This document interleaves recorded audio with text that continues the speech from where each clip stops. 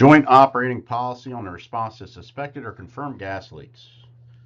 The purpose of this is to provide fire and rescue personnel with a standardized operational understanding of the Washington County Joint Operating Procedure or JOP for the response to suspected or confirmed flammable gas leaks, emphasizing firefighter safety, scene control, metering, ignition source control, and coordinated tactical decision making. Terminal objective: given a suspected or confirmed flammable gas incident, personnel will identify operational priorities, hazard recognition factors, metering expectations, scene control measures, and tactical decision-making requirements in accordance with the JOP. Given a suspected or confirmed gas emergency scenario, personnel will identify the 4 operational priorities: meter, control ignition, limit entry, watch migration. Personnel will identify command level arrival priorities, apparatus positioning considerations, and scene control requirements for gas emergencies without critical emissions. Given realistic gas leak scenarios, personnel will identify conditions requiring evacuation, restricted entry, or expanded hazard zones. Personnel will explain metering expectations and withdrawal triggers in accordance with the JOP. Personnel will verbally describe how gas emergencies differ from structural firefighting incidents and explain why gas emergencies should be treated as explosion hazards. This training is not intended to make anyone a hazmat technician or gas utility worker. The purpose is to make sure every company in Washington County operates consistently and safely under the new joint operating procedure. Gas emergencies are high risk, low frequency, and high consequence. While the frequency, depending upon your response area, is increasing, they are still low frequency events. This is not a fire problem, this is an explosion problem.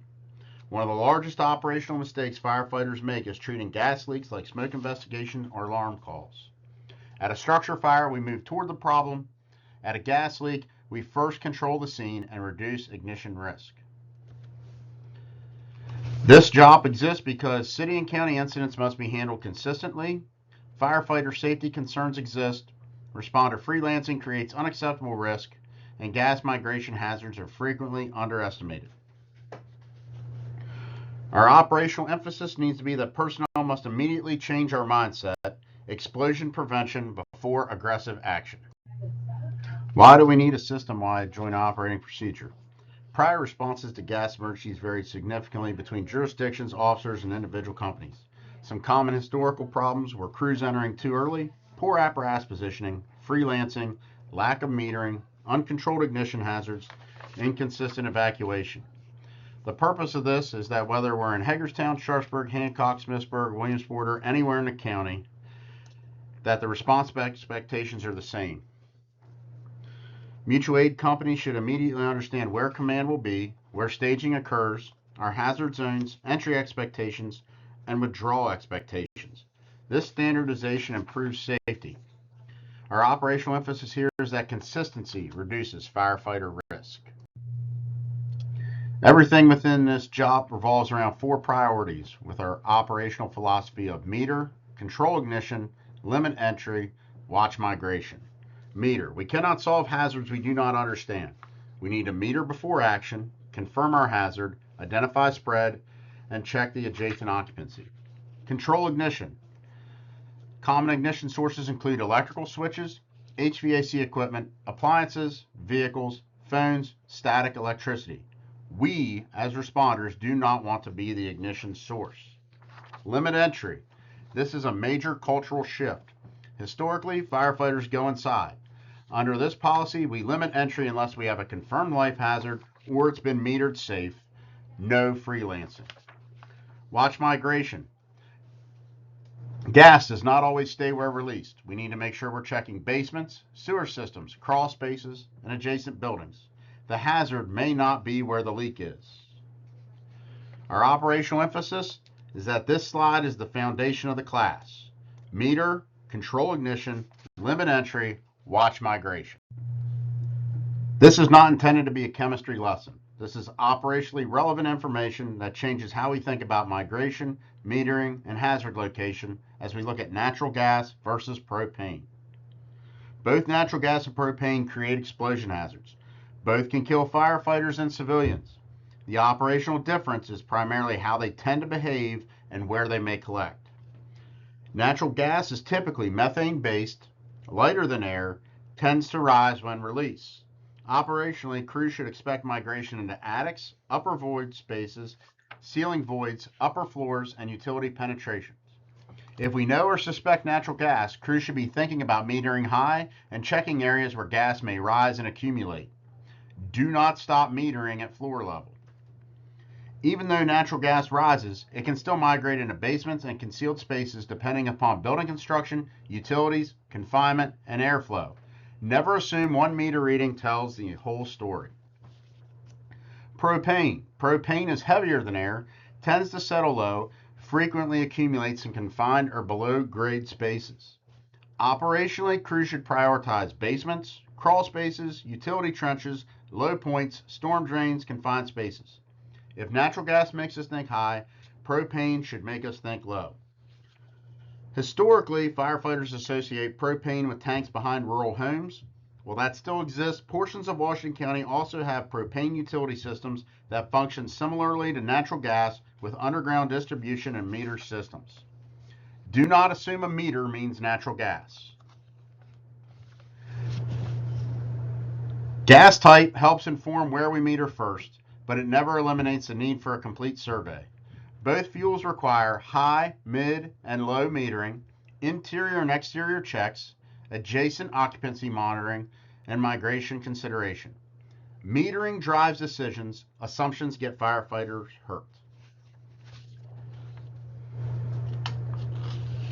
Our operational emphasis: gas type influences where the hazard is most likely to migrate, but never replaces disciplined metering. Not every gas leak looks the same. We have inside leaks, we have outside leaks. Examples of inside leaks: odors in residence, basement odor, appliance malfunction, damaged piping. Inside leaks, we have greater explosion potential due to confinement. Outside leak examples: struck gas main, meter damage, excavation incidents, roadway leaks. An outside leak does not mean safe. Gas can migrate into structures, utility chases, storm drains, and sewers. We have fire versus no fire. A gas-fed fire: do not automatically extinguish unless the gas supply can be controlled. Extinguishing the flame may allow gas accumulation. Greater explosion potential will develop. Our operational emphasis is to assume migration beyond a visible release location. Our arrival priority is to control the scene first. The first arriving officer or company establishes the tone of the incident. Gas emergencies can deteriorate quickly if early actions are poor. Our arrival expectations: the initial on-scene report, or IOSR. Personnel should provide location, nature of incident, obvious hazard conditions, occupancy type, any visible smoke or fire, and immediate life hazard concerns. Example: Engine 1's on scene, 2-story single-family dwelling with reported odor of gas inside residence, establishing Main Street command, no visible smoke or fire, occupants evacuating. Next priority: establish command. Command should be uphill, upwind, and outside the hazard area where possible. Command does not belong directly in front of the structure if avoidable, due to ignition risks, collapse potential, migration hazard, and apparatus access.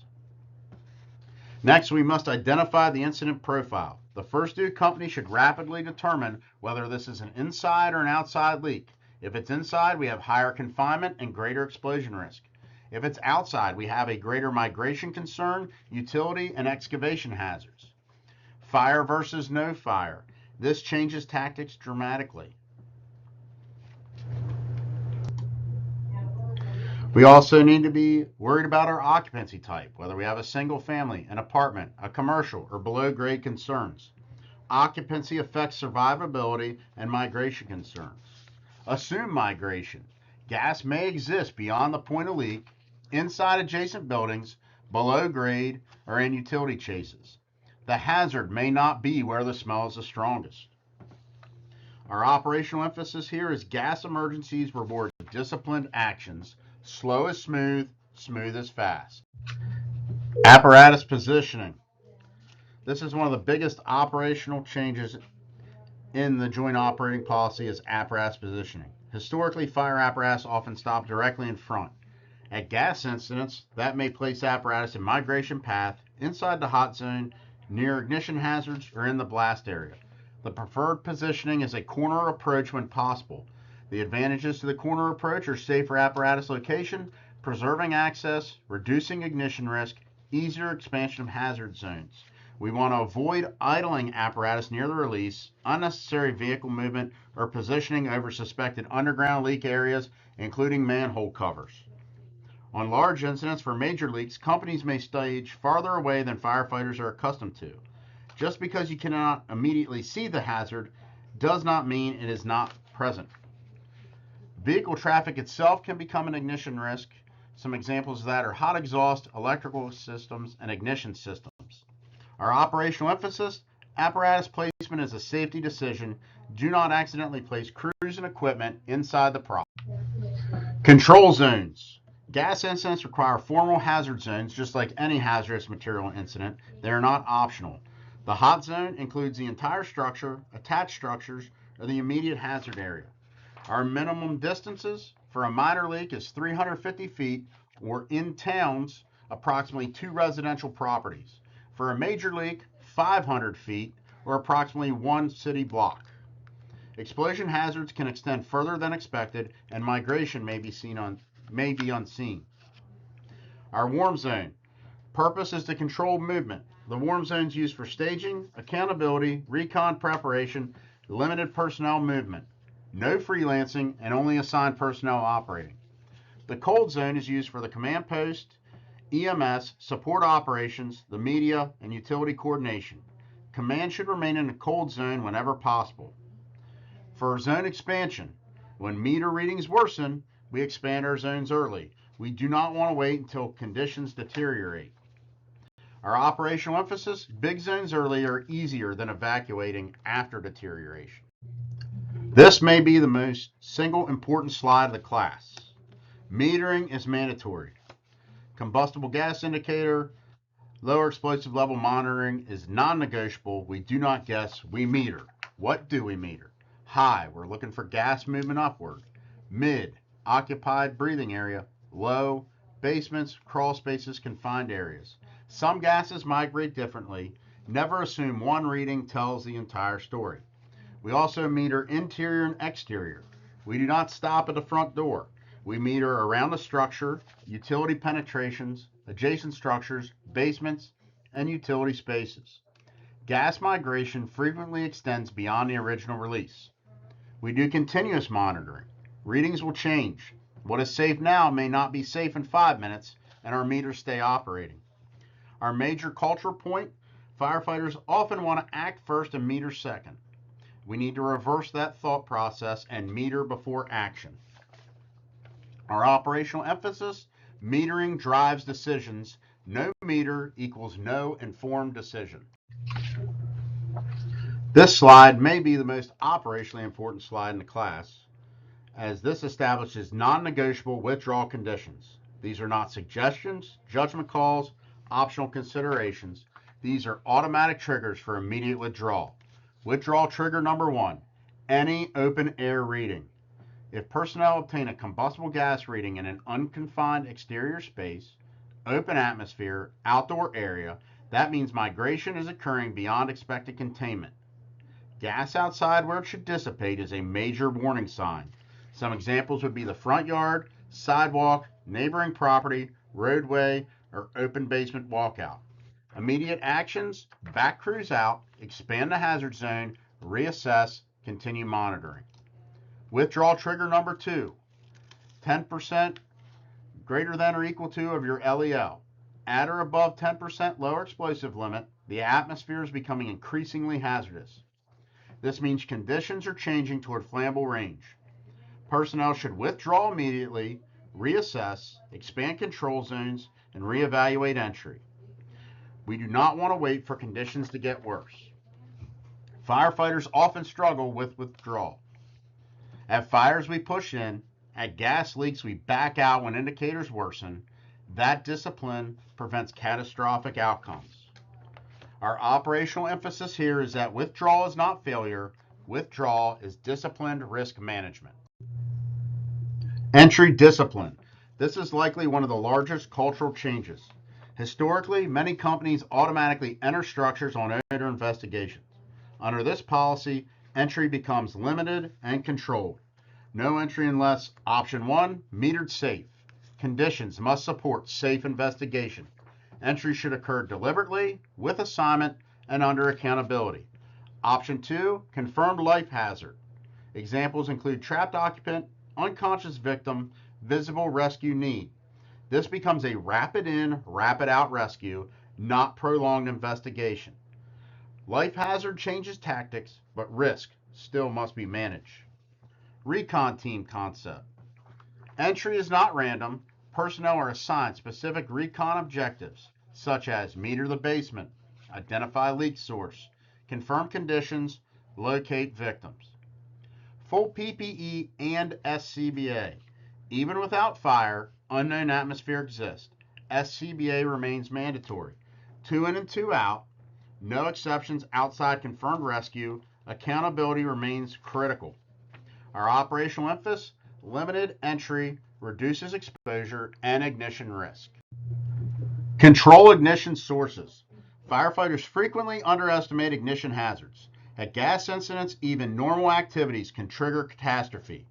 Electrical hazards. Do not flip switches, operate lights, manipulate appliances, reset breakers.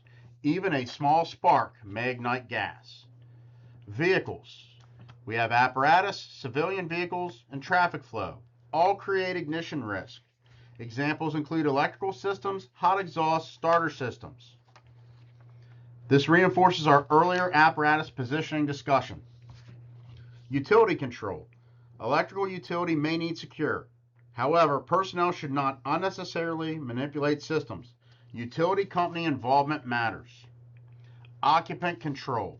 Occupants should be instructed, do not use phones inside, turn on lights, operate appliances, or re-enter.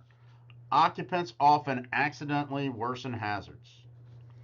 What ignition sources exist that we often overlook? Some examples would be garage door openers, thermostats, refrigerators, sump pumps, HVAC cycling, and static discharge. Our operational emphasis, control ignition before aggressive operations. This will be another hard cultural shift for fire personnel. Controlled ventilation only. Firefighters instinctively want to ventilate. At gas emergencies, improper ventilation may spread gas, create movement toward ignition source, worsen migration, increase explosion potential. Ventilation is controlled. Ventilation only occurs when the atmosphere is metered and we understand the conditions. The leaks controlled or isolated. Without leak control, ventilation may worsen spread. Ignition risk is reduced. No spark hazards, no uncontrolled ignition potential. Directed ventilation. Ventilation becomes tactical, not automatic. Just like we now do at fires, we coordinate ventilation and are deliberate in this action. If gas is inside a basement and we immediately open everything up, what unintended problems might we create? We could expect to see migration, ignition spread, pushing the hazard, and exposing other spaces. Our operational emphasis, ventilation is a tactical decision, not an automatic firefighter reflex. Utility coordination. The gas utility company is a critical partner at these incidents. One of the most important operational decisions, request them early, do not delay the request. The utility should be requested immediately upon confirmation or reasonable suspicion of a gas leak. The utility responsibilities. They're responsible for leak isolation, underground shutoffs, infrastructure assessment, system control, and restoration. The fire department's role is scene control, life safety, ignition control, evacuation, and hazard monitoring. Firefighters control the scene, utilities control the system. Above ground shutoffs. Personnel may consider shutting down appliance shutoffs, visible above ground meter shutoffs, only if it is safe, accessible, and appropriate. Underground valves. This is critical.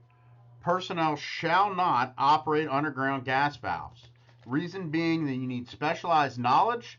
Improper operation may worsen the release, could cause complications to the entire system, and unintended safety concerns.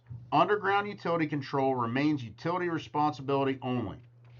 Upon the arrival of the utility company, discuss your expectations. They should get a briefing by command, meter information, hazard zone explanation, evacuation status, utility integration into our incident objectives.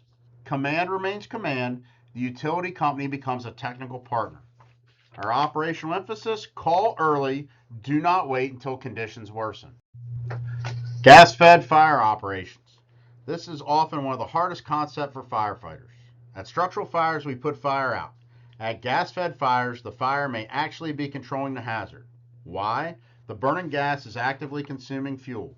If personnel extinguish flame prematurely, gas may continue releasing, but now the gas can accumulate unburned. Unburned gas inside a structure creates a much larger explosion hazard. Our tactical priorities: command priorities become life safety, scene control, utility coordination, gas control, fire extinguishment. Some examples of gas-fed fires: meter fire, ruptured service line, excavation strike with ignition, or exterior gas-fed fires. Fire suppression should generally occur after gas flow is controlled or when tactical conditions justify action. This requires officer judgment, utility coordination, and risk assessment. Operational emphasis: controlled flame may be safer than uncontrolled gas accumulation. Tactical guideline review. The tactical guideline exists to reduce missteps during high-risk, low-frequency incidents. This is a field tool, not paperwork. Firefighters should use this on apparatus, during command, during recon, for accountability. Arrival.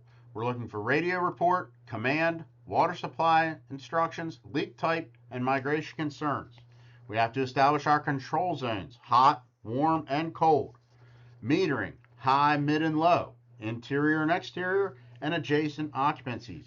Our withdrawal triggers: any open air reading greater than or equal to 10% lower explosive limit. We got to do utility coordination. Our reoccupancy requirements: no reentry until we have leak control, metered safe, utility confirms, or the occupancy is cleared. This checklist is intended to slow personnel down enough to make good decisions. Our operational emphasis: high risk plus low frequency incidents benefit from checklist. Our next two slides are scenarios. You'll be given a scenario and then ask questions. Feel free to pause between each question asked to facilitate discussion with your crew or to gather your own thoughts on a topic. Scenario 1: odor of gas in residence. We have a 2-story single-family residence. The caller reports strong odor of gas inside the basement. The occupants evacuated. There's no fire showing, no visible damage. What happens next?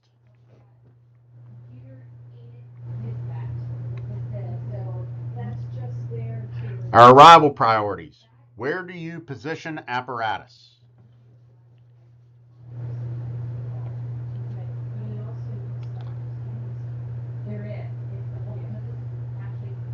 Apparatus should not be positioned directly in front. We should take a corner approach and avoid the hazard area.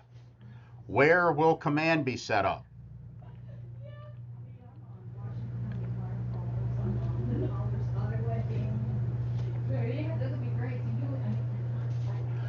Command's expected to be uphill, upwind, and outside the hazard area. What will our initial actions be?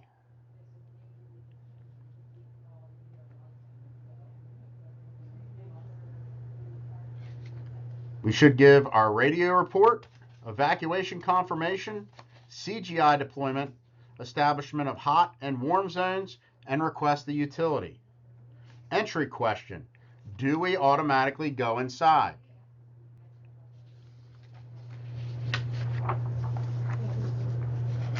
No.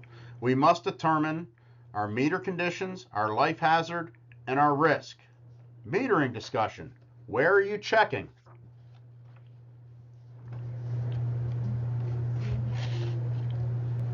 Some areas that we need to check are the basement, the exterior, utility penetrations, any adjacent occupancies, and then high, mid, and low. Now, as you're metering, you are now getting an increasing LEL in the basement area. What changes?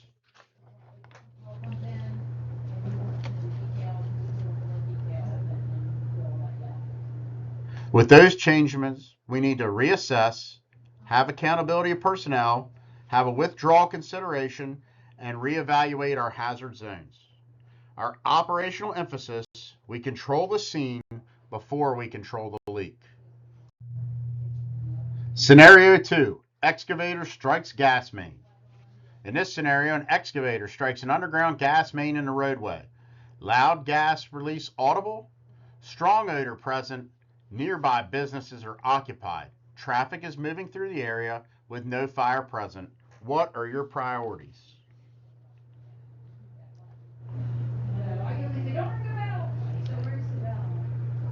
In this incident, we now have an outside leak with a large volume release, public exposure, traffic concerns, migration potential, no immediate ignition. Our arrival priorities. Where are you parking?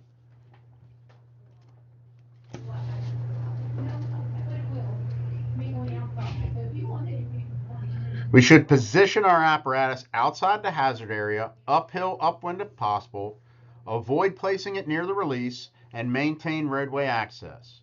Remember, we do not park or position in the problem. Our hazard zones, how big should this hot zone be?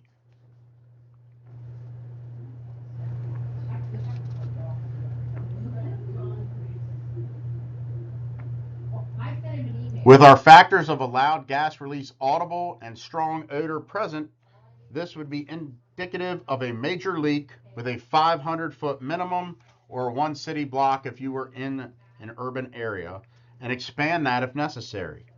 Large evacuation zones do feel uncomfortable, but gas migration may extend farther than expected. Traffic control. Remember, vehicles become ignition sources. We need to be worried about engine heat, electrical systems, exhaust systems, and vehicle movement. We should have shut down the roadway, rerouted traffic, and eliminated unnecessary movement. Migration concerns. What buildings worry you the most?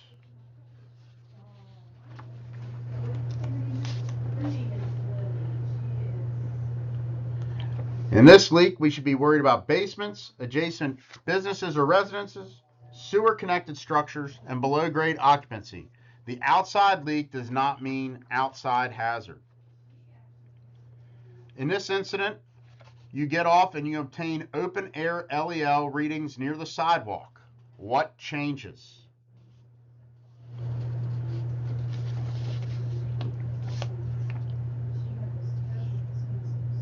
An open-air LEL reading is an automatic withdrawal, so we should immediate withdrawal, expand our hot zone, reassess the hazard footprint, and continue monitoring. Our next issue, a business owner demands access to retrieve belongings. What is your answer and why?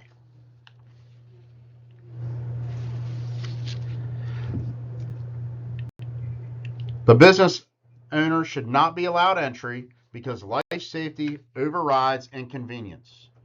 Our operational emphasis, outside leaks may appear safer, they often create larger migration problems.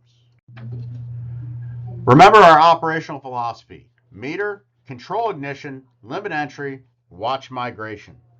You do not need to become a gas expert, but should have an understanding of how to handle a gas emergency. This is an explosion problem, not a traditional fire incident. We meter before action. We do not guess, we meter. There's no automatic entry. Entry becomes limited, controlled, and justified. There's no automatic ventilation. Ventilation is tactical, not reflexive. Withdrawal is discipline. Backing out is not failure, it is good risk management. Utility partnership matters. Call early, coordinate often. The final expectation, regardless of jurisdiction, whether it's city, county, volunteer, or career, the goal is that personnel operate consistently and safely. Thank you for taking time to review and have a better understanding of gas emergencies.